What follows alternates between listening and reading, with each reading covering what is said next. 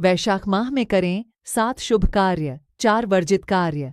पौराणिक कथा। हिंदू कैलेंडर के दूसरे माह वैशाख मास में गंगा उपासना, वरुथिनी एकादशी, मोहिनी एकादशी, अक्षय तृतीया, वैशाख पूर्णिमा जैसे महत्वपूर्ण त्योहार और व्रत आदि मनाए जाते हैं। धार्मिक मान्यताओं के अनुसार इसी माह से त्रेता युग का आरंभ हुआ था। इसी वजह से इसका धार्मिक महत्व बढ़ जाता है। आओ जानते हैं कि कौन से 4 महत्वपूर्ण कार्य इस माह में करने से मिलती है शुभ फलों की प्राप्ति। नंबर 1, दान। इस माह में दान का महत्व बढ़ जाता है। कहते हैं कि यदि आपने पूरे वर्ष कोई भी दान नहीं किया है तो इस माह में करके पूरे वर्ष किए दान का फल प्राप्त कर सकते हैं। नंबर 2, स्नान। इस दिन नदी, जलाशय या कुंड आदि में स्नान करें और सूर्य देव को अर्घ्य देकर बहते हुए जल में तिल प्रवाहित करें। नंबर 3, पूजा। इस माह को माधव नाम से भी जाना जाता है। माधव विष्णु का एक नाम है।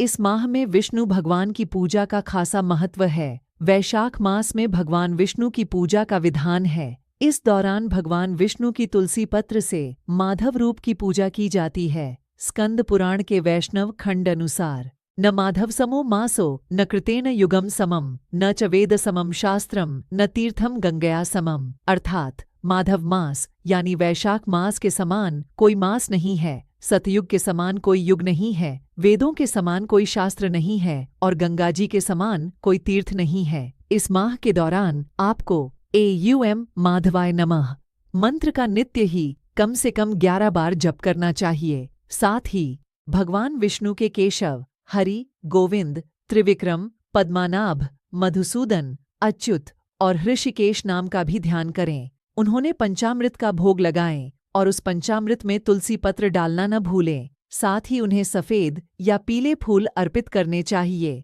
इससे आपके करियर में, नौकरी में, व्यापार में तरक्की होगी। इससे जीवन में कभी कोई संकट नहीं आएगा और दाम्पत्य जीवन भी सुखमयी व्यतीत होगा। नंबर 4, श्राद्ध। इस माह में अमावस्या और पूर्णिमा पर पितरों के लिए तर्पण और पिंडदान करने से पितृदोष समाप्त होता है और उनका आशीर्वाद मिलता है। पितरों की आत्मा की शांति के लिए तर्पण एवं उपवास करें और किसी गरीब व्यक्ति को दान दक्षिणा दें। नंबर 5, ग्रह दोष से मुक्ति। इस माह में काल सर्प दोष से मुक्ति पाने के लिए भी अमावस्या तिथि पर ज्योतिषीय उपाय किए जाते हैं। अमावस्या के दिन पीपल के पेड़ पर सुबह जल चढ़ाना चाहिए और संध्या के समय दीपक जलाना चाहिए। नंबर 6, शनि दोष से मुक्ति।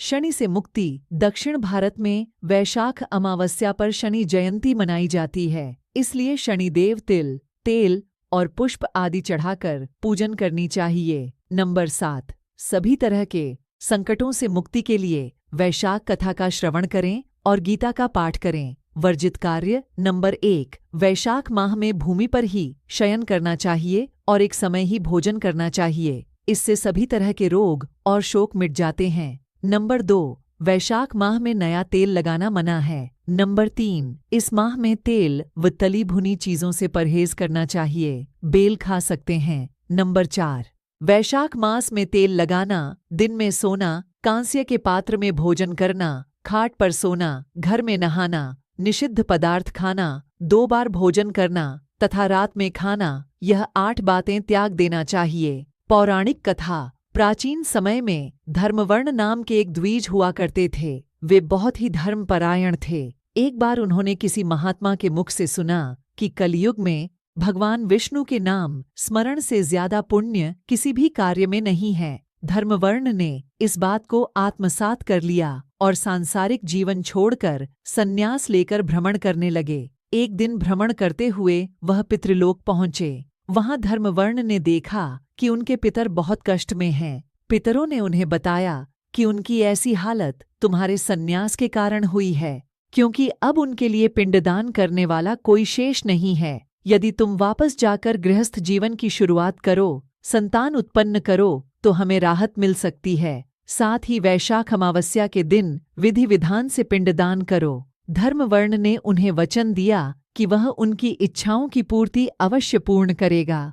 इसके बाद धर्मवर्ण ने सन्यासी जीवन छोड़कर पुनः सांसारिक जीवन को अपनाया और वैशाख अमावस्या पर विधि विधान से पिंडदान कर अपने पितरों को मुक्ति दिलाई। अगर आपको हमारी ये वीडियो अच्छी लगी है तो वीडियो को लाइक करके हमारे लक्ष्मी वास्तु ज्ञान चैनल को सब्सक्राइब करें। जय माता दी।